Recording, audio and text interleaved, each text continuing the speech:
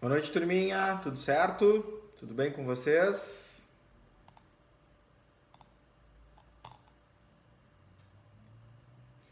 Agora eu descobri porque que meu computador estava lento. Estava fazendo uma atualização aqui por trás. Muito malandrinho esse Windows. Tudo certo? Tudo tranquilo? Fala comigo. Tudo bem? Tudo bem? Então tá, beleza. Então, conforme o prof comentou anteriormente, né? É, Quem ainda não me mandou ali o tema sobre os pedágios, por favor, me encaminha, tá, galera? Assim que eu terminar de fazer as leituras, as apreciações, começo a mandar os feedbacks para vocês, que é bem importante, né? Uh, e a gente segue, então, o conteúdo das aulas, tá? Falando, então, a respeito desses tópicos aí de infraestrutura, de logística, tá? Do nosso Brasil Baranil, certo? Passaram bem a noite de ontem? Tá, acontece, Alana, tranquilo. Pode, né? Daqui a pouco você acaba perdendo a conexão, volta. E como o prof comentou, hoje o prof tá gravando, tá, gente? Então, qualquer coisa vocês podem pegar o material no YouTube, não tem problema também, tá? Bem tranquilão, certo? Uh,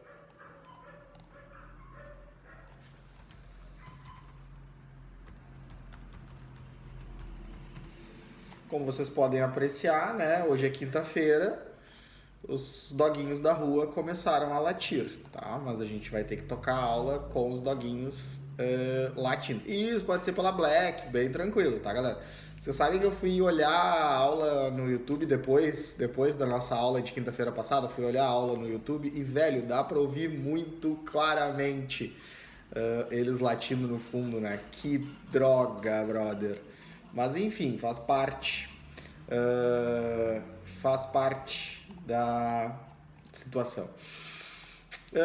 Para começar então, galera, sobre o assunto da nossa aula, vamos falar um pouquinho sobre situações de melhoria dentro da infraestrutura logística, tá? Que eu acho importante. Tá? Então, assim, a gente falou no final da última aula sobre a situação dos pedágios e vocês, por consequência, tiveram o tema de casa atrelado a esse conhecimento, tá? Então isso é bem importante, certo?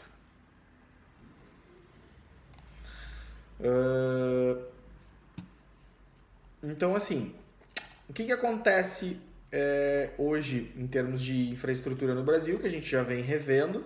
A gente precisa melhorar a nossa matriz, a matriz ela é pouco diversa, né? E isso acaba trazendo um encarecimento do processo geral, tá? Então, se vocês observarem aí, a gente já comentou um pouquinho na última aula também, a gente sofreu nos últimos tempos aí uma alta das principais commodities, né? A gente vem falando muito aí nas rodas de conversa na família a respeito do preço do arroz, né? Que é o produto lá da nossa prateleira, do nosso dia a dia, feijão com arroz, que o arroz disparou, tá? Mas assim, se a gente for fazer uma pesquisa de mercado em determinadas áreas, a gente vai observar que tudo aquilo que está relacionado, por exemplo, ao ferro, né, também disparou. Tudo que está, de modo geral, tudo que está relacionado à indústria da construção civil disparou a massa de preço, entre outros elementos, entre outras situações, tá? Então, essa condição, essa preponderância precisa fazer parte do nosso cotidiano. A gente precisa entender que isso acabou encarecendo nesse momento de pandemia, onde muitas indústrias diminuíram a sua produtividade, em alguns casos aumentou a procura pelos produtos, então, lei natural do mercado, né? Oferta e procura, oferta e demanda, subiu a margem de preço dos camaradas, certo? Entre outras situações, né, gente? A gente tá tendo aí nos últimos tempos o aumento do custo do óleo diesel. Quando a gente fala da nossa matriz de transporte, sendo ela atrelada ao transporte rodoviário, óbvio que o óleo diesel impacta nesse custo final. E o óleo diesel é um dos principais elementos da matriz de preço do transporte rodoviário, né? O preço e o pedágio, o preço do óleo diesel e o preço do pedágio são dois tópicos que impactam muito diretamente na precificação de um frete, né? Os percentuais de manutenção do veículo, de remuneração do motorista, não impactam tanto diretamente quanto essas situações.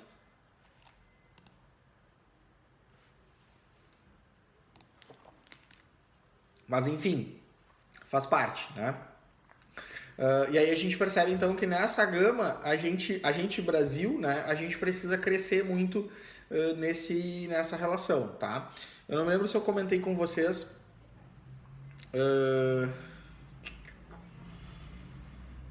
que ele tá sem internet em casa, o roteador dele queimou hoje à tarde, mas ele assiste pelo YouTube. Beleza, tranquilo, Alana.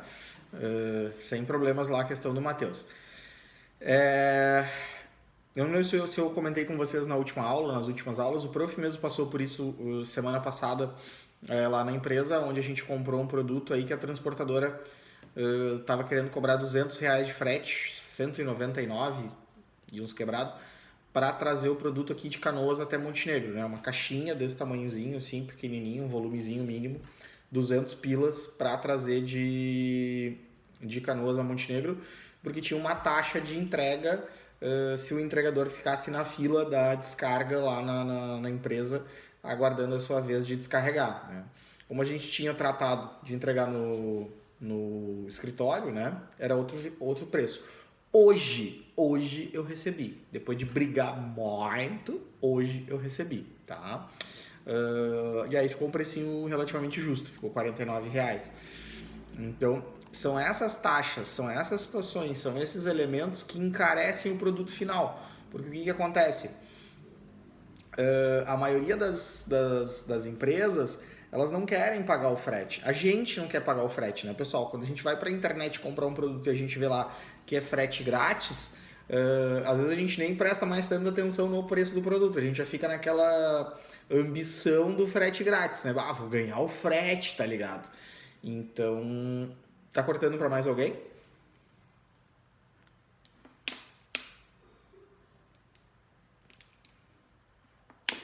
Isso, exatamente, né, Joana? Certamente que o preço do frete está embutido no valor do produto, né?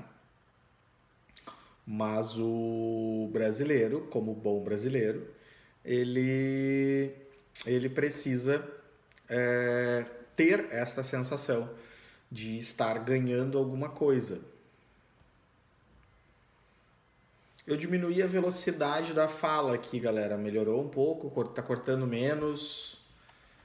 Fala comigo, meu povo.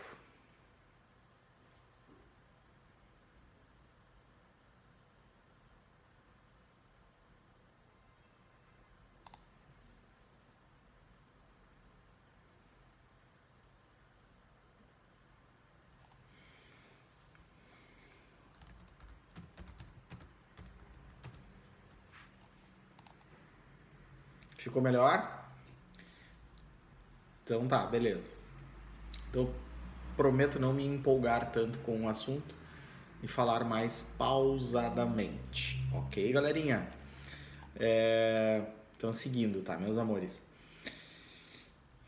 Então essa relação de taxa, de mão de obra, de frete acaba impactando no preço final do produto. Quando a gente está lá no Mercado Livre, quando a gente está lá no magazineluiza.com, qualquer site de compra que a gente vislumbra lá essa situação do frete grátis, é muito provável que uma taxa de frete, um valor de frete está alocado dentro do preço da mercadoria, certo? A não ser que sejam situações onde a gente tem lá, tipo, frete grátis acima de R$400, né? Acima de R$200, frete grátis. Então, quando eu passo a ter um valor considerável para que haja um frete grátis, aí já começa a ser menos impactante, tá? Claro, né, pessoal? Às vezes a gente vai fazer uma compra aí Que nem esse caso do Prof, né? Eu vou gastar aí R$ 800 para comprar um produto e vou pagar 200 de frete. Não faz sentido, né, gente? Vai acabar custando R$ 1.000 o produto, daqui a pouco eu consigo o mesmo produto aqui em Montenegro ou, né, num outro fornecedor mais rápido, mais ágil, por um preço, entre a somatória de preço de produto e frete, por um preço que seja mais atraente, mais agradável para o processo. Então são situações do nosso cotidiano aí que a gente precisa alinhar e que a gente precisa resolver com o conjunto, né? Com a empresa que está me fornecendo o produto, com a empresa que está me fornecendo o frete. Então isso acaba acontecendo muito nessa relação de empresa para empresa, né? As empresas acabam, às vezes, já pontuando na negociação um valor de frete, ou que o frete está incluso na nota, ou que não tem frete, né? Para evitar esses maiores problemas, tá? Uma outra condição que ocorre muito no Brasil, como a gente estava falando, dentro da matriz de custo do transporte rodoviário, como o bendito do pedágio impacta fortemente nessa matriz, tem entrado na relação de custo uma negociação de que muitas vezes o frete é gratuito. Eu estou vendendo lá da minha empresa, estou vendendo para a empresa que a Joana trabalha, o frete é gratuito, mas a Joana paga o pedágio, a Joana disponibiliza o pedágio. Tá? Então também tem essa relação de negociação entre as empresas. Tá? Mas isso normalmente, né, galera, é de pessoa jurídica para pessoa jurídica. Isso não é um tipo de negociação que se faça com pessoa física, né? Então tem essa condição.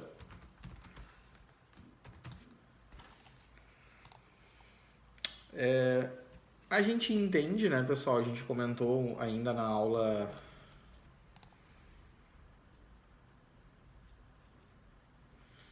Putz, como não pensei nisso antes, né, Marquinhos? Um candidato a vereador sairia de graça? Não, custaria o meu voto, né? Ou não, né? Vai saber quem eu vou votar. Mas enfim, a gente tá parecendo morador de uma cidade vizinha aí, Marcos. É melhor, né, se controlar. Pois o voto é secreto. Muito bem, isso aí, Joana, parabéns. Mas voltando, tá, galerinha? A gente comentou então já um pouquinho na aula da semana passada sobre a condição do investimento, né? Então precisa haver um investimento público e um investimento privado na melhora da rotina do transporte. Tá? Hoje, o investimento público em logística no Brasil ele é extremamente tímido, ele é extremamente pequeno, perto do que a gente precisa. O que tem sido feito, como a gente já viu, são as concessões de rodovia, de ferrovia, de porto, e de aeroporto também, né? Nos últimos 2, 3 anos aí se fizeram concessões de aeroportos, inclusive o nosso ilustre aeroporto Salgado Filho aqui em Porto Alegre, né? Foi concessionado, não sei como é que fala, para uma empresa alemã, né? E fez obras, está fazendo obras, mas já fez obras fantásticas ali, principalmente no que tange ao saguão do aeroporto, a entrada e saída dos passageiros, ao conforto dos passageiros ao redor do aeroporto, e vem investindo na manutenção da pista e na ampliação da pista de pousos e decolagens do Salgado Filho. Então, assim, a gente sabe que o aeroporto de Florianópolis, o aeroporto de Curitiba, foram aeroportos que passaram por esse processo de concessão e que ganharam muito com isso, né? A gente, como população, ganhou muito com isso, certo? Melhorou a transmissão, pessoal? Não tá cortando? Como é que tá?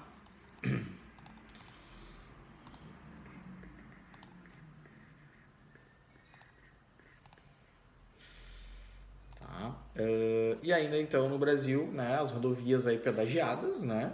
Fizeram essa concessão, tivemos uma série de rodovias pedagiadas, uma série de ferrovias, já há muitos anos, há mais de 20 anos, as ferrovias foram passadas por esse processo de concessão, né? Aqui no Rio Grande do Sul, a Rumo Logística, né, hoje chamada Rumo Logística, é a empresa que detém a concessão da ferrovia no Rio Grande do Sul, né? Antigamente era América Latina Logística, houve uma fusão, uma compra, enfim, hoje chama Rumo Logística, né? É uma empresa responsável por manter as linhas de trem, por disponibilizar a questão do trem, por trazer a manutenção da ferrovia, né? E dessa forma ela acaba tendo uma exclusividade dessa ferrovia e ela acaba cobrando o preço que lhe convém, vamos dizer assim, pelo seu frete.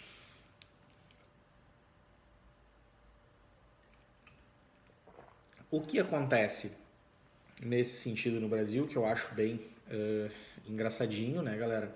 A gente tem um caso bem peculiar no Porto de Santos, tá? A Rumo Logística, ao chegar na área portuária de Santos, tem mais de uma linha de ferrovia, se não me engano são 2 linhas ou 3, acho que são 3 linhas de trem que chegam no Porto de Santos. Porém, para a entrada no porto, só existe uma linha. Então, essa linha, ela pertence a uma empresa. Tá? As outras 2 empresas, elas precisam obrigatoriamente pedir permissão, pagar aluguel, pagar pedágio para aquela linha, para aquela empresa que é detentora da linha de entrada. Senão elas não podem entrar dentro da área portuária.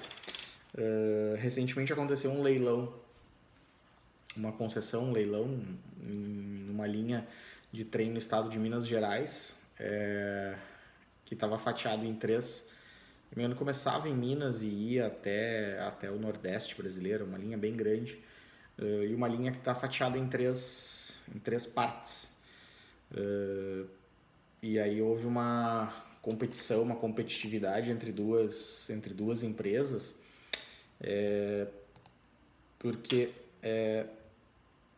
quem ficasse com a fatia do meio ia ter que pedir permissão para outra para chegar nas pontas, entende? Então quem ficasse com a fatia do meio estava ferrado, entendeu? Porque ia ter que pagar pedágio para outra. Era interessante ganhar a fatia 1 e a fatia 3 e a fatia 2, dane-se, né? A fatia 2 era que teoricamente tinha menos valia. Então ali teve que se fazer um contratinho diferente ali, o governo teve que explorar isso aí de uma outra forma, teve que manobrar a forma de resolver esse problema, porque passou a não ser tão interessante para as empresas explorar aquela ferrovia por causa disso, né? Então tem que tomar cuidado com isso, né? Eu preciso que toda a linha pertença a uma única empresa ou que exista um acordo interessante entre as empresas para que isso aconteça. Teoricamente, tá, galera? É a mesma coisa que acontece com os postes de luz na rua, tá?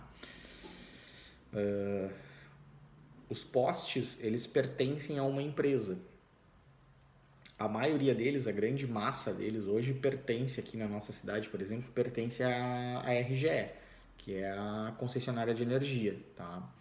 Então as empresas de internet, por exemplo, as empresas de telefonia que passam os seus fios por esses postes, elas primeiro precisam pedir permissão para utilizar o poste e segundo pagar aluguel do uso do poste, tá?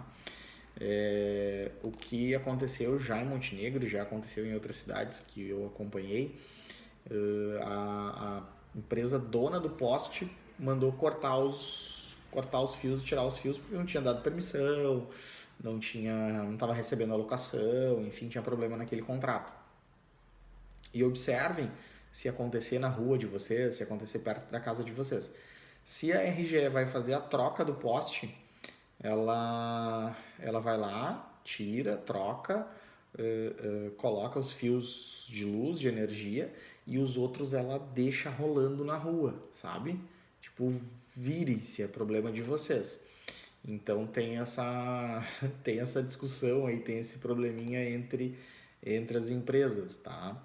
Então, assim, pode acontecer. Daqui a pouco na rua de vocês a RGE vai lá e troca os postes para fazer uma melhoria no fornecimento de luz e arranca os cabos lá da internet e vocês passam uma semana sem internet, porque até a empresa de internet ir atrás, conseguir equipe, montar, fazer toda a estrutura, daqui a pouco arrebenta cabo, acaba causando todo um transtorno.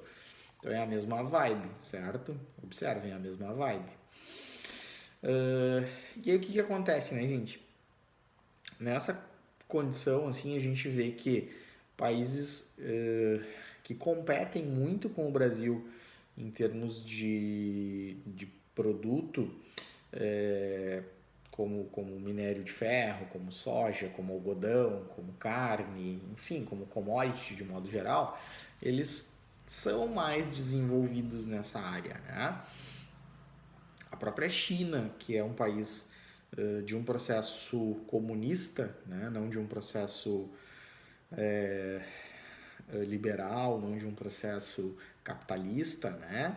Ela é de um processo comunista, sua economia comunista, seu modo de governo é um governo comunista. Ela é muito mais desenvolvida em termos de logística que o Brasil. Tá? Talvez eles tenham outros modelos de carro, de caminhão, de trem, de barco, de navio, mas são modelos que funcionam dentro da necessidade deles, dentro da estrutura deles, e que acabam diminuindo muito o custo da malha de transporte. Tá? A Índia, se não me engano, é Nova Delhi, que é a capital da Índia, né? É tido como uma das piores cidades em termos de trânsito urbano do mundo, né? Se equipara muito com São Paulo, que também é uma cidade bem complicadinha, né? Mas Nova Delhi tendo todos os seus problemas lá de veículos transitando e buzina e né, pelo que a gente vê pela internet é o caos assim.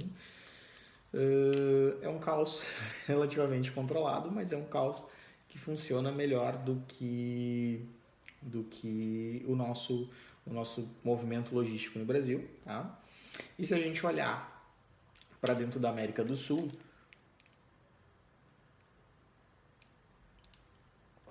a gente descobre que a própria Colômbia, né, é um país que investe muito mais em transporte do que o Brasil, tá? Sempre comparando com o produto interno bruto, sempre comparando com o PIB, a Colômbia investe mais percentual do seu PIB em matriz de transporte do que o Brasil, tá? Outro país que faz isso na América do Sul é o Chile, mas o Chile já é um país relativamente mais desenvolvido do que a Colômbia, né? E aí, né, turma, só para a gente fazer um comparativo que eu acho bem interessante, a gente teve nos últimos 10 anos no Brasil duas situações bem legais aí, né? A gente teve a Copa do Mundo, aquele maravilhoso 7-1, e a gente teve as Olimpíadas, né? Então, tanto para a Copa do Mundo quanto para as Olimpíadas, o Brasil, o governo federal brasileiro, preparou uma série de obras públicas, né, que visavam a matriz, principalmente a matriz de transporte, né? Transporte de trem, transporte de metrô, transporte de ônibus, transporte de carro, de caminhão, enfim, né? Se preparou a questão da matriz de transporte.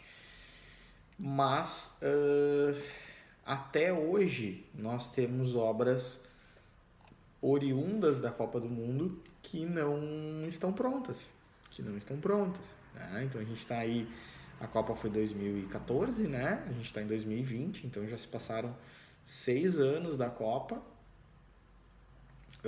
Foi 2014? Foi 2010? Já nem lembro mais. Alguém lembra aí? O Marcos, minha enciclopédia de plantão. Lembra que ano foi a Copa no Brasil, Marquinhos? 2014, muito bem, muito obrigado. Então a Copa foi em 2014. As obras começaram muito antes, né? As obras começaram em 2010, 2011, 2012. E tem obra que ainda não está pronta, né? Em própria Porto Alegre a gente tem obra que não está pronta ali na chamada Trincheira da Ceará, né? Tem uma obra de um viaduto ali que não está plenamente pronta, não está 100% funcional ainda. O Transurb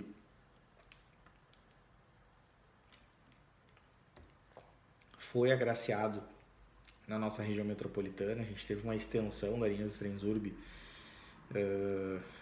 em termos de São Leopoldo, Novo Hamburgo, mas também recebeu, por exemplo, veículos novos, veículos que não comportam na linha, não conseguem trabalhar, né? Veículos que passaram muito tempo fora de uso, quando foram trabalhar tiveram que ser feito um forte investimento em manutenção, enfim, tá, pessoal? Uma série de situações em termos de obra que atrasa o desenvolvimento brasileiro, né?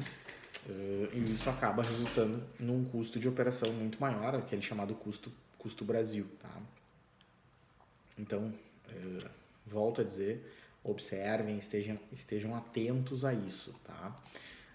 Gosto do exemplo aqui da nossa cidade, não sei se na turma aqui alguém mora ali pelo bairro Santo Antônio, por favor, alguém mora ali pelo bairro Santo Antônio, tá? Mas ali é uma região que a gente tem essa situação de muito discutida, né? Da travessia ali, né? Na rodovia, né? Porque não há uma rotatória adequada, não há um sinal de trânsito adequado, uma sinaleira, algo assim.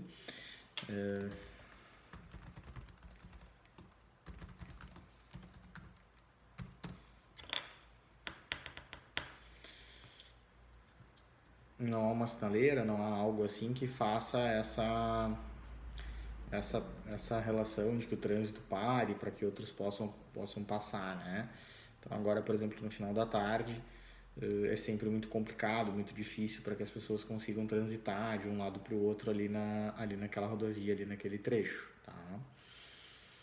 Pois é, né, Marcos? Então, assim, quando a gente vai fazer essa travessia ali, tem esse problema. É um local que já houveram muitos acidentes, acho que inclusive acidente com óbito.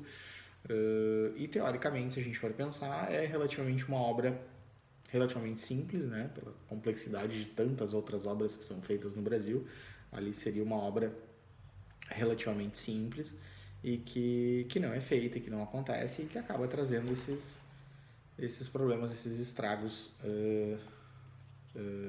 no nosso processo, tá? Alguém comentou aqui, acho que até foi o Marcos mesmo, a respeito aqui, né, não tem tanta corrupção nesses outros países, eu diria mais, né, Marcos? Eu diria que também não tem tanta burocracia, né? Um problema do nosso Brasil também está atrelado à burocracia do processo, tá? É muita documentação, é muita papelada, é muita autorização, é muito cacique para pouco índio, né? Nessa relação de Brasil. Então, de fato, a gente precisaria diminuir, né, essa condição de burocracia, tá? A gente tem um cálculo aí feito pela Federação das Indústrias do Rio de Janeiro, uns anos atrás, que no Brasil se gasta, em média, 175 horas de trabalho para conseguir dar conta da burocracia para a liberação de uma mercadoria, para a liberação de um produto nos terminais de aeroportos de carga, tá? Então, assim, é muito tempo, né, gente?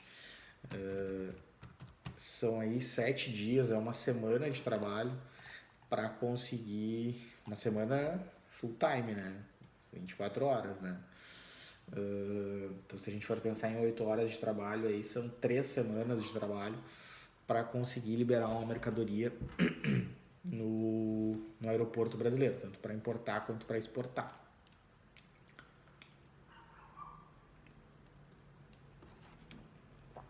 Se a gente comparar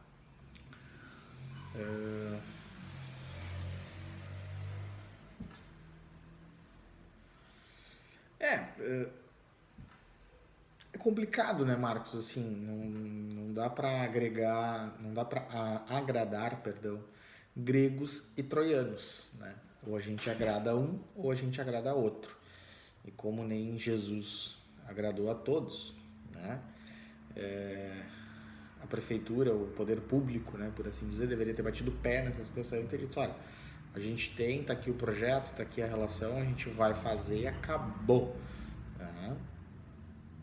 Mas, enfim, eu sei que politicamente acaba tendo outras situações por trás, há muito mais entre o céu e a terra do que a gente pode explicar. E aí, né, velho, acaba acontecendo essas situações. Enfim, voltando, né, galera? Então, a gente acaba pecando por esse excesso de burocracia, tá? Se a gente for considerar aí que a própria China, como a gente vem comparando, a China aí em 4, 5 horas de trabalho você consegue liberar toda a papelada, toda a problemática para fazer o transporte do produto, certo? Então é uma diferença bem gritante, tá? Uma coisa que a gente já pontuou na aula, é um negócio que vem sendo trabalhado muito no Brasil, mas de forma privada, não de forma pública, né? São os galpões logísticos, tá? Então, principalmente quando a gente vai aqui em direção à capital, né? Ali chegando em Canoas, logo depois do acesso à BR-448, seguindo, né? Pela 386 em direção a Canoas, existe ali um grande espaço de área que existe um planejamento, existe um trabalho, já está sendo organizado para que se tenha ali grandes galpões logísticos, né? Então isso requer essa condição de trazer o produto até mais próximo do consumidor, né? Era um negócio que o Mercado Livre estava fazendo aqui no Rio Grande do Sul e acabou indo embora para Santa Catarina, né? Mas é uma condição que o Mercado Livre procura fazer hoje no Brasil, é ter um pequeno estoque de uma pequena quantidade de produtos do cliente disponível ali nas sedes do Mercado Livre espalhadas pelo Brasil para que o produto possa chegar mais próximo do cliente final, né? Então eu sou vendedor lá atrelado ao Mercado Livre, eu vendo água mineral, eu pego a minha garrafinha de água e deixo lá 10 pacotes, 10 fardos em cada sede do Mercado Livre. O Mercado Livre vai despachando conforme vai vendendo e eu vou enviando para o Mercado Livre também conforme vai vendendo. Então isso acaba fazendo com que o produto chegue mais rápido, né? Esse é o termo, né, Joana? Isso aí. O título do processo no Mercado Livre é Mercado Full. Isso aí, perfeito. Tá? Mas isso é uma tendência não só do Mercado Livre, isso é uma tendência de todas as empresas que operam nesse formato. A Amazon procura operar nesse formato de entregas super rápidas, né? De entregas em até 48 horas. Então, para que eu consiga fazer uma entrega em até 48 horas, eu preciso ter esse sistema muito bem direcionado, muito bem amarrado, tá? Então, cuidado com essa... Cuidado não, observem, né? Estejam atentos a isso. Isso está acontecendo no Brasil, isso é uma tendência de logística brasileira que vem entrando. Isso vai gerar mais emprego, isso vai gerar mais investimento, tá, pessoal? Vai mudar a estratégia de transporte, tá? Isso é bem importante, bem bacana da gente entender. Vou pegar o caso da Joana, que trabalha numa empresa que usa a internet como ferramenta de venda e que dispara produto para os seus clientes, né? A partir da sua sede. Acontece exatamente isso que a gente está falando, né? Daqui a pouco, se a Joana conseguir ter pequenos estoques do produto dela espalhado por vários lugares do Brasil, ela vai conseguir atender os clientes dela com mais agilidade, com mais velocidade. Por consequência, esses clientes vão falar bem dela na internet, vão falar bem dela para outras pessoas pessoalmente e vai fazer com que a empresa dela venda mais nesse processo, tá? Virgem, é verdade, guria, não lembrei disso. Vocês não tem nem imposto dos correios aí, Joana? O correio não passa aí nem que seja uma vez por semana, assim, tipo, passei. Não tem. Puxa vida, velho. Vou botar uma empresa de motoboy aí na vendinha só pra atender vocês. É isso aí, entendeu? É esse processo, tá? Aqui em Montenegro a gente tem... Hoje eu não sei qual é a empresa que está atrelado, né, pessoal? Mas há anos atrás, a extinta Varig, né, a companhia aérea, a Varig tinha um braço operacional que era a Varig Log, né, que era um braço operacional de logística da Varig, especializada em cargas, né, e aqui em Montenegro tinha, deve ter até hoje, atrelado a uma outra marca, mas aqui em Montenegro tinha uma franquia, uma exploração desse produto, desse serviço da Varig para cargas aéreas, né, para embalagens e cargas aéreas, assim. E era engraçado, né, porque o cidadão sempre saía de Montenegro 6 horas, 6h10 da tarde, sabendo que o horário limite para chegar no aeroporto era 7 horas da noite, né? E nesse horário é um horáriozinho de trânsito, de pico, né? Não tinha BR-448, tinha que descer pela 116, a BR trancadinha, ó, mumuzinho daquele jeito. Então só vi o carrinho da Varig Log de Montenegro aqui, né? Só aproveitando os espaços vazios na BR, assim, enlouquecido, podando todo mundo, costurando na BR para poder chegar antes das 7 no aeroporto. Essa condição, é esse tempo, é esse deslocamento, é esse trânsito, é isso que acaba atrasando o Brasil, né? Porque imagina, se o cara sai de Montenegro às 6, perde a entrada no aeroporto às 7, significa que ele só vai poder entrar no aeroporto amanhã. Então aquilo que ele prometeu para o cliente dele que seria despachado hoje e que amanhã até o meio-dia ou que amanhã até o final da tarde estaria no cliente do cliente dele, estaria no destino final, pode ser que não aconteça. E aí, velho? E aí, se não acontecer, ferrou, né? Se não acontecer, ferrou. Então, esse ponto, essa relação precisa ficar bem estruturada entre todos, tá?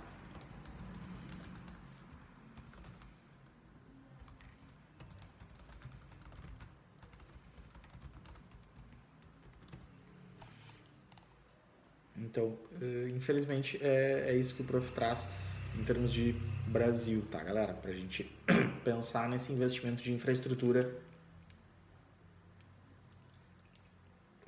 brasileira. Ok, galerinha? Dúvidas, perguntas da aula de hoje? Falem agora.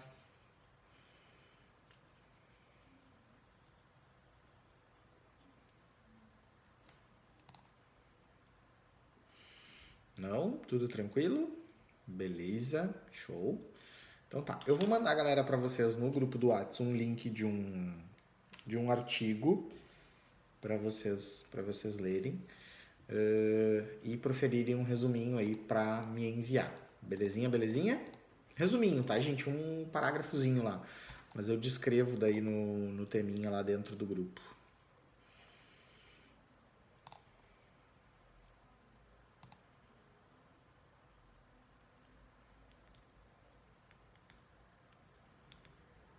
Vou fazer diferente, Gabriele. Vou começar a fazer uns trabalhinhos mais difíceis. Olha que se eu ficar ruim.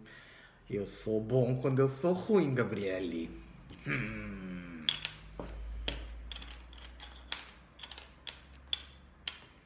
Gabriele vai fazer a rematrícula daqui uns dias vai aparecer assim, reprovada.